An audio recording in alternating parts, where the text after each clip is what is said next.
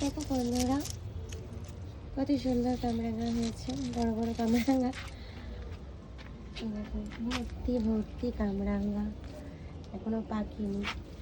এই দেখো, এই দেখো, গাছ ভরে কামরাঙা হয়েছে, ভেতরে আরো কামরাঙা আছে, অনেক কামরাঙা হয়েছে। একটা জিনিস দেখাচ্ছি, এই দেখো, এখানে ব্ল্যাকবেরিতে ভর্তি হয়ে গেছে। গাছটা অবশ্য ছেটে দিয়েছে, তার জন্য গাছটা নয়, কিন্তু ডালপালাগুলো সব কেটে দিয়েছে ব্ল্যাকবেরি। কিন্তু ভেতরে ভেতরে দেখো প্রচুর ব্ল্যাকবেরি হয়েছে। দাঁড়াও জুম করে দেখাই।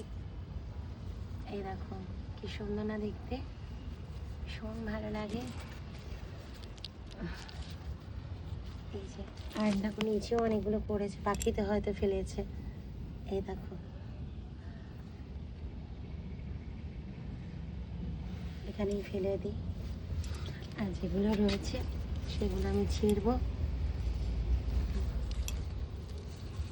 মাম্মাম খাবে। এই দেখো, কেন এগুলো পুরোপুরি পেকে গেছে, ভর্তি রয়েছে গো। প্রচণ্ড মিষ্টি, পাকাগুলো আমার একদম ভালো লাগে না, আর কাঁচাগুলো একটু টক মিষ্টি, ওটাই বেশ ভালো লাগে খেলা। তো চলো, এটা এই দিকটা একটু দেখিয়ে দিই।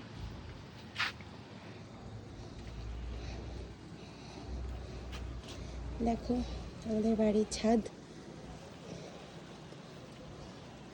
বিশাল বড় ছাদ। এই দেখো,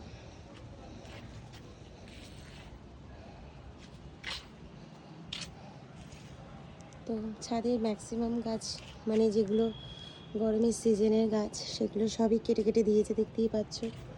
মালি দাদা সব কেটে দিয়েছে।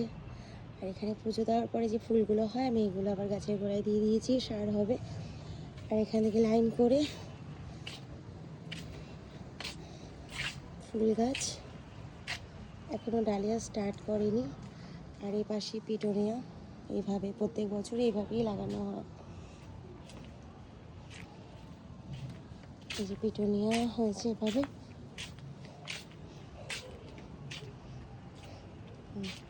আর ওপাশে সবজি মবজি ইত্যাদি অনেক কিছু।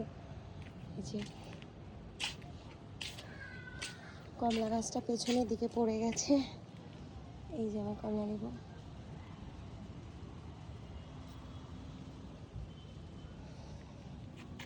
আর ডালিয়া, এই লাইন করে ডালিয়া সব লাগানো হয়েছে, এখনো ফুল আসেনি বাবা। এই দেখো মৌসম্বি লেবু হয়েছে। তো চলো টাটা, প্রচণ্ড রোদ।